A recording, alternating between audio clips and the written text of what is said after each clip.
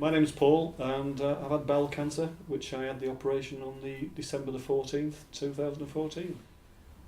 When I had the examination, and they take you into a small room where the people who have performed the diagnosis or the actual examination sit you around the table, and then somebody says to you that is your wife or your partner with you, and all of a sudden you tend to realise there's something not quite right. And they went and got my partner, and we sat down there, and there was two consultants and the person who actually examined me with the instrument. And they go through a scheme where they tell you what is wrong, and it's very simple in the sense that you actually go numb. You don't know what to say, you don't know what to do, you don't know if you should cry, you don't know if you should run. And it's a very harrowing experience. Is the first time that somebody tells you have cancer.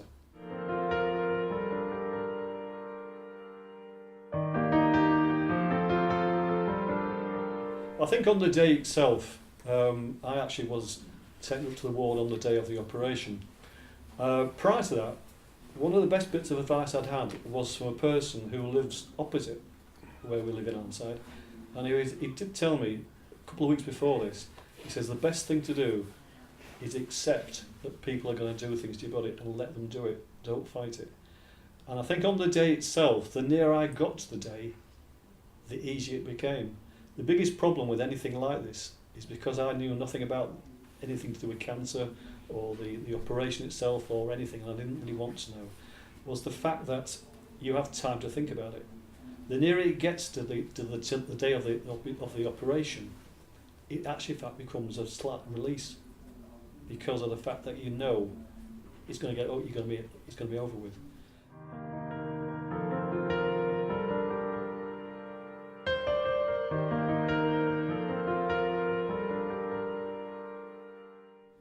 And on the day of the operation, we were taken up to the ward after signing the various consent forms and various things. Taken up to the ward, and they sat in the bed, and we sat there for about 3 hours. And I think the scariest thing I had was that the theatre nurse eventually came to take the measurements from the stockings and various things, and she said, before I start to do anything, there is possibility of a 2% chance of mortality, which a few hours before an operation is not a pleasant word to be told. And I can actually remember, for once I actually lost it, and I got up, I had to walk, because it's not a nice thing to be told that. Well, I think the first thing when you eventually woken up by somebody on a trolley is it's total relief, in the sense that that 2% chance didn't quite work. And I think the first thing is, it is relief that you have survived this operation. And you don't realise the amount of time. I was probably in there for about 5 or 6 hours, and that is just like a complete blur. I didn't move, and eventually I moved, and it was actually such a relief to actually be able to do that without total fear.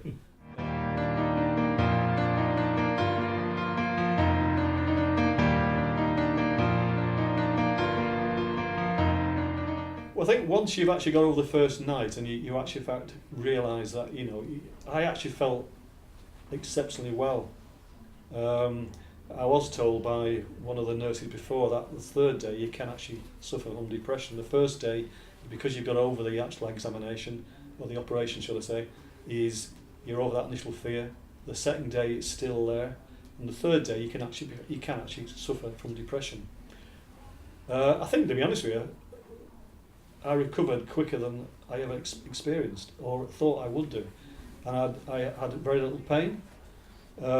Within the first day I was up and moving around, and really it's as though it's just another experience. In a sense, it was I recovered very quickly. On the day itself, I think both myself as well as John, we couldn't wait to get out quick enough, is the honest truth, because I think the only slight problem I'd have to say, being on a bowel cancer ward, is a certain amount of smells that you don't realise happen on wards.